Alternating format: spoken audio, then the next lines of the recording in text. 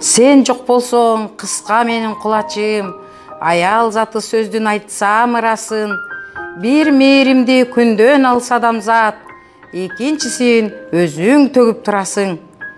Бала үчүн чыркырап жаны дайын, бала үчүн арналган баары дайым, кантип сыят зор түйшүк жүрөгүңө, кагылайын апалар, кагылайын.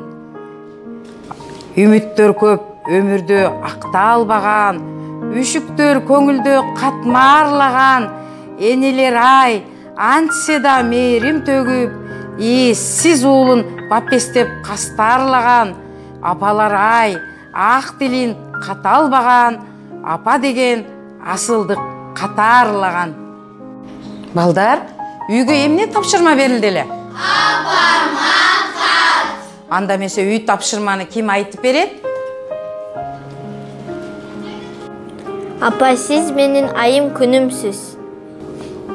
Апа, меним жашоом. Жаным апам.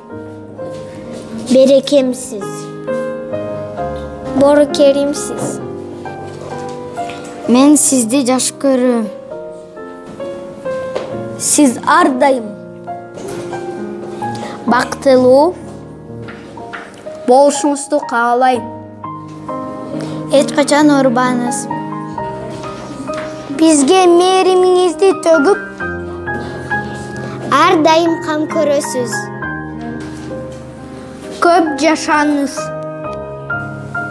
Кудай буйруса чоңойсом, Сиз сыймыктанган